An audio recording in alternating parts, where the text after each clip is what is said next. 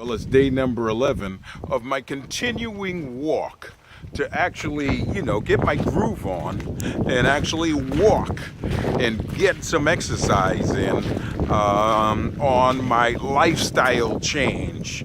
I'm trying to change the way I live, the way I act, the way I walk, the way I talk. And the only way I'm going to do that is get my exercise on. And, I'm committed to this. And it's Martin Luther King's birthday today, a birthday celebration for a man that made so many contributions to the American way of life, the American way of living.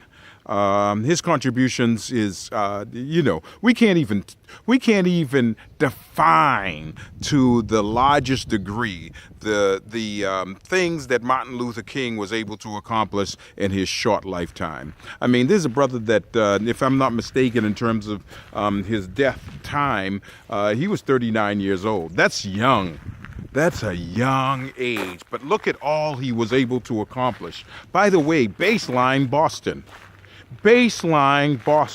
Obviously, he was born in Atlanta, but he actually had his underpinnings in terms of his understanding of the United States Constitution, the importance of the United States Constitution, and its underpinnings on the rights of people in American society based on his work, his education at BU, in Boston. So here we go. Listen. Check this out. Now, I'm here still in Maryland, and I wanted to do something different on Martin Luther King's birthday. And that is, I want to celebrate Martin Luther King's birthday in a different way. And what I wanted to do was I wanted to take a walk. And I said, you know what? Let me take a walk differently. Let me walk over to the African American Museum and Park here at Oakley Cabin. I'm going to explain what this is all about in just a second. But it's an interesting situation here. It's an interesting cabin. I'm going to give you a little bit of history about it. And I'm just going to walk over here where they pretty much explain the cabin itself. Hold on. Wait a minute. Yeah, the Oakley Cabin. Yeah, and it's a 19th century African-American historic site built as one of 3 modest log cabins. Yeah, the cabin was once the center of African-American roadside community from emancipation well into the 20th century. The dwelling inhabited until, get this, check this time out, 1976. Is now operated as a living history museum, with the Montgomery County Department of Parks and Recreation.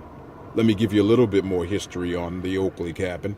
Oakley Cabin was named after a colonial manor house, Oakley, which was once sat on a large tract farm land known as an addition to the Brook Grove, known by Colonel Richard Brooke of Olney.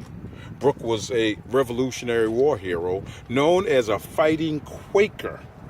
When Colonel Brooke died in 1788, all of his property was willed to his only child, Anne, who later married William Hammond Dorsey. Neither Anne nor her father ever lived at Oakley, preferred to live at their larger home in Olney. When William Dorsey built the Durbington Oaks in Georgetown, which became the couple's home. After Anne died in 1802, leaving 5 children, William sold all of the Georgetown property and moved to Oakley. He died in 1818. Their son, Richard B. Dorsey, managed the Oakley farm with, get this, 23 enslaved laborers he owned. The farm was sold to Dr. Bowie Magruder in 1837 and his local doctor for more than the white and black families. He owned 19 slaves and helped them farm the land. 2 more cabins next to one were now standing were built during that period. Dr. Magruder died in 1873 and the farm was sold to Josiah J. Hutton. Census records in 1880 to 1920 show 3 cabins housed from 22 to 37 people, not all who were related and not all who were African Americans. These occupants have occupations ranging from a farm laborer to a carpenter, a blacksmith to a laundress, a midwife. Yes, some of the people probably work at the nearby Newlands Mills. Names of African Americans' families can be found in the county: Brogdon, Budd, Dix, Dorsey, Duckett, Gaither, Hackett, Johnson, Leckins, Stevenson, Wallace, and Swells.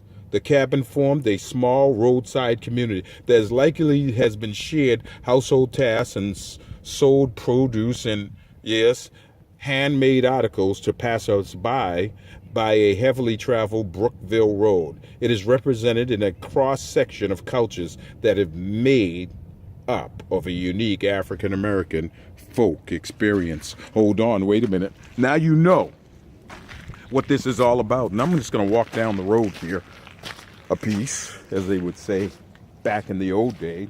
Walking down the road a piece. Wow, a muddy road right now because there's a lot of, dirt that is wet.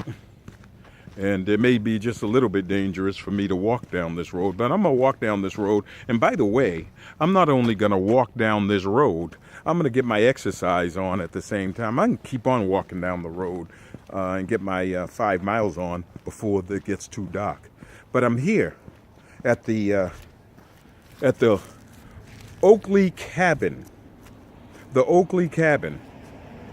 Yeah, and in fact, I'm going to read this piece here. Hold on, you can see it yourself. The Oakley Cabin, a log structure acquired as part of the Reedy Branch Stream Valley Park, was once part of the Oakley Farm. And we already mentioned all of this, as you can see right there. So I'm here at the Oakley Cabin. And we're going to walk through the Oakley Cabin as much as we can. I think it's closed right now for the winter. But I'm gonna show you what it looks like. And this is me right here. And this is the Oakley Cabin definition right here. If that's a word or if that's appropriate, I don't know. But that defines the Oakley Cabin. Let's put it that way. What do you call that thing? A sign? Oakley Cabin? Can you believe that this Oakley Cabin has been around for many a century? Check it out, my folks. Isn't that some beautiful work right there? Huh, wow. And they put in an alarm system, a surveillance system, as well they should. I think I'm reading it there. This property is protected by alarm and surveillance system. I'm glad that they do, because there's some crazy people are in and around Maryland, Virginia, D.C., and other places in between that would want to do bad things. And I don't want that to happen, so I'm glad that they have a security of sorts around this facility here. And here it is right here. Here it is right here. We're walking through it right now. Man, when I read about this, I didn't expect to see anything like this. I really didn't. The quality of this workmanship is just phenomenal. I understand that they continue to rebuild as much as possible for it not to decay over the many years. But they did a good job with making sure that this is a standing historical structure. A standing historical structure here in Montgomery County, Maryland. Now, what is interesting about why I came here? What made it so important for me to come here today? Well, let me explain. I feel like I hear so much in the communities across America as I've traveled. I hear so much about the fact that black folks need to get over it. Get over slavery and get over the fact that, they were hurt. Generations of black folks have been hurt from slavery, and that we should get over it. Just move on. Act like nothing ever happened. And it's interesting that many people will say that, even black folks will say, get over slavery, move on. How can you move on for something that has impacted your life, impacted your ancestors' life, impacted everyone's life, including those that the have-nots now? There's the haves, and then there's the have-nots. Hold on, did you hear me again? There's the haves, and then there's the have-nots. Now, the haves are the folks that actually benefited from slavery. Did you hear me? There's the haves that actually benefited from slavery. Now, you will say, hey, wait a minute. How did they benefit from slavery? Who benefited from slavery? Well, the folks that built this, the slaves, and others, there were folks that were indentured servants or white slaves as well. They built this, and then there were others that benefited from the labor of those that were slaves. Hold on, wait a minute. They benefited. And so if they benefited from slavery from generation to generation to generation to generation, well, there's a generation now that is benefiting from slavery, right? And generations and generations and generations. Let me walk. So here's the deal. If there are people that are benefiting from slavery,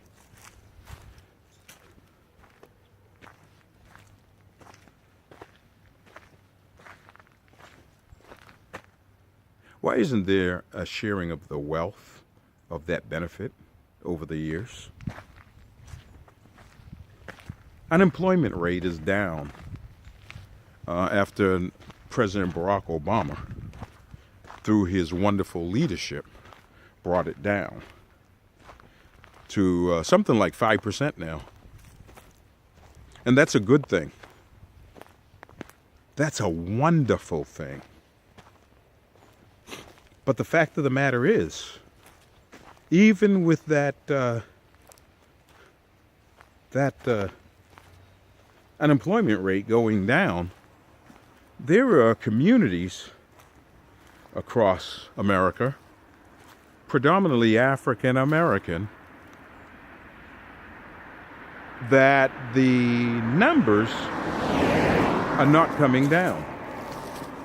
In many urban African American communities, such as Chicago, Detroit, Los Angeles, even Boston, Massachusetts, and places in between, Los Angeles, you name it, there is a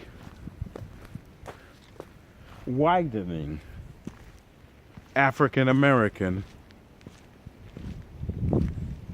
unemployment rate, even as we recover. That's a fact, Jack. And with that widening of unemployment,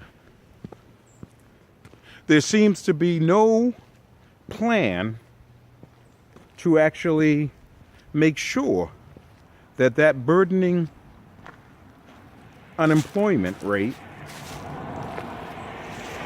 does not lessen.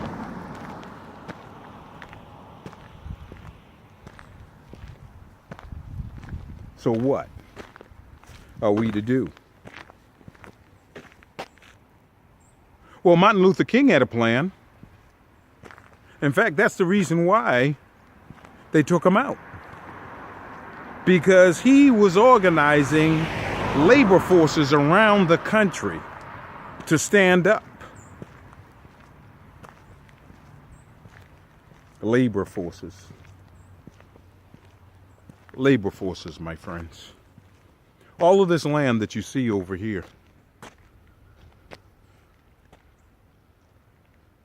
all of this land that you see over here is black land. Did you hear me? I'm going to say it again. All of the land that you see over here is black land. We toiled it. We toiled it. We toiled it. Hold on, wait a minute. So if I say that all of this land is black land, but if I go down to the county seat and find out who owns it, it ain't black folks. Hold on. Am I getting too ridiculous now?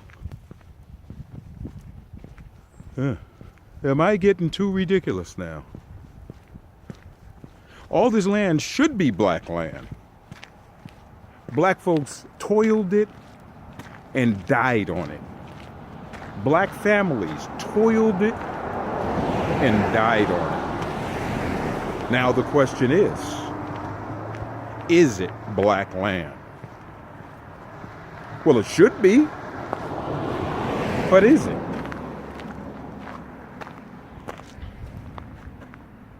Am I wrong? I know I'm not wrong. Not on this one, my friends. So Martin Luther King, his birthday is today. And this is a day in which I'm posing a question to myself and to those that would walk with me in my exercise to a healthy start, to a reborn.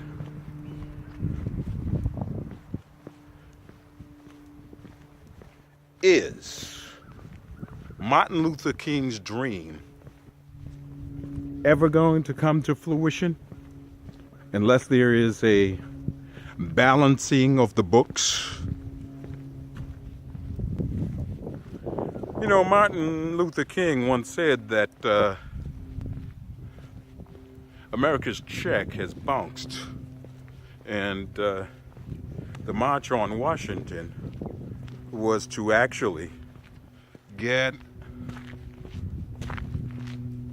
the check and to make a new deposit on what America owes to black America. Hold on, wait a minute now. I just showed you the Oakley. And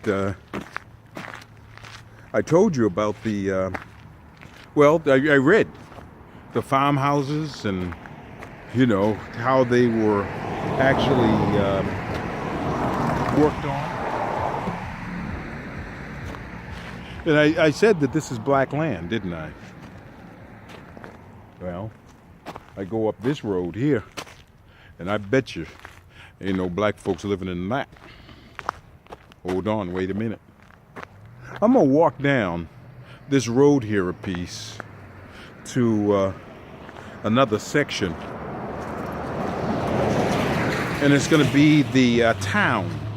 Yeah, I'm gonna get my miles on, and it's gonna be the town in which there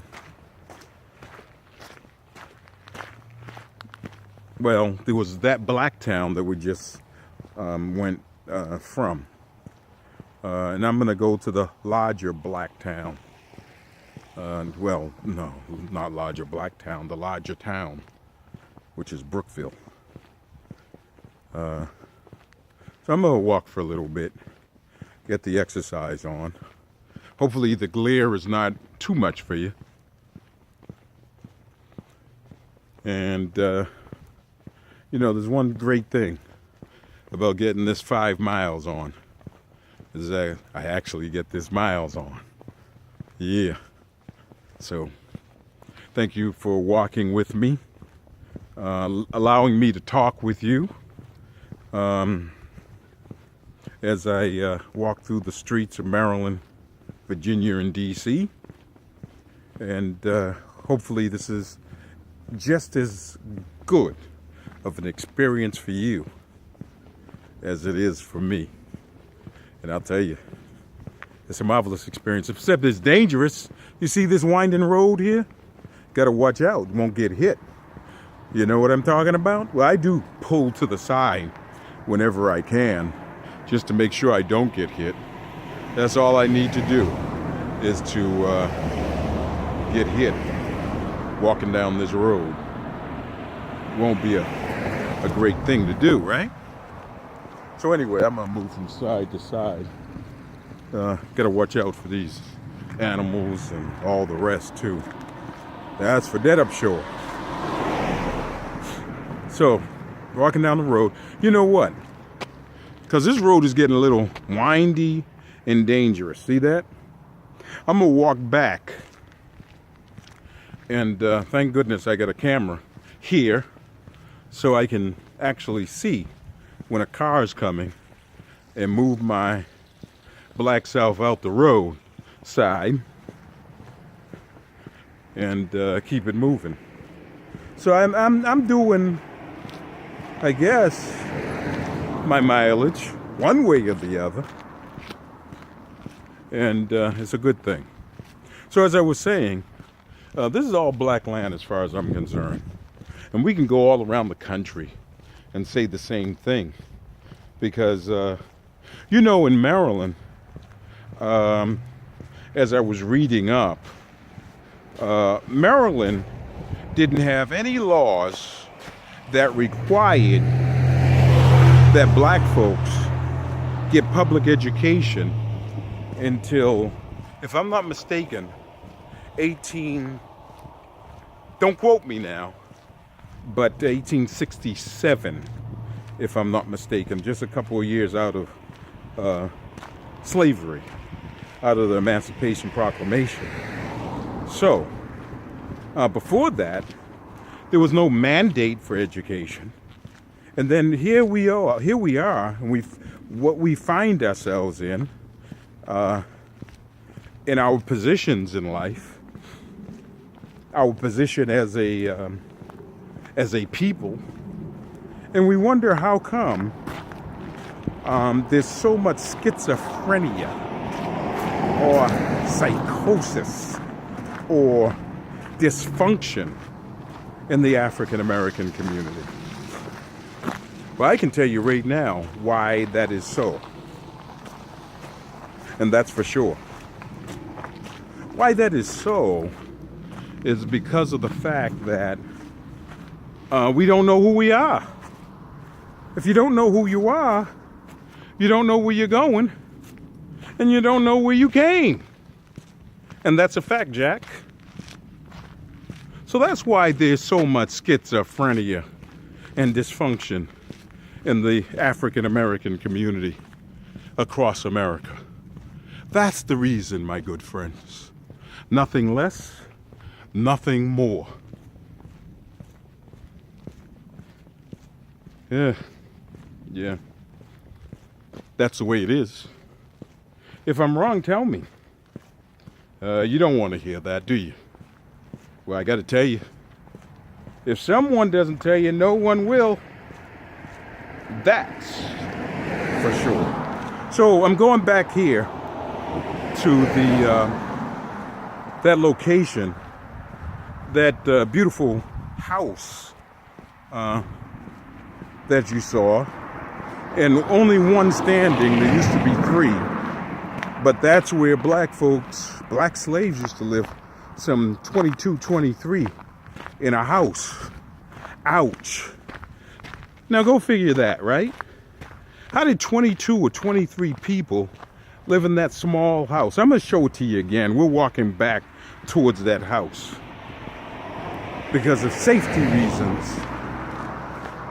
I'm gonna just show you. Here, well, what is this posting here? Hunting, fishing, trapping, and trespassing for any purpose is strictly forbidden. Violators will be prosecuted. Well, I hope I'm not a violator. All I'm doing is walking down the road here, peace. So I think I'm safe. Even though I damn hear like some what? Sounds like snakes or something. Hey, I think I need to run. Forget walking. Hey. I don't want no snake biting me. Black man down. Black man down. Snake bite. Hell with that. Now, I ain't playing with no snake. That's for dead up shore.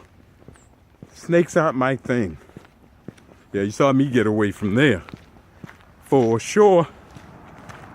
Anyway, we're going to go back up to this cabin, which I'm going to show you again. It's called the Oakley Cabin. Yeah, the Oakley Cabin. And I'm sure you'll appreciate it again once I just talk and walk through a couple of things that I believe is part of the importance of the Oakley Cabin right there. That's it, that's all. So you got the Oakley Cabin. And I'm gonna take a break for a second here because gotta take a couple of other pictures. So I'll be back in a few. To be continued. Peace out. Bye.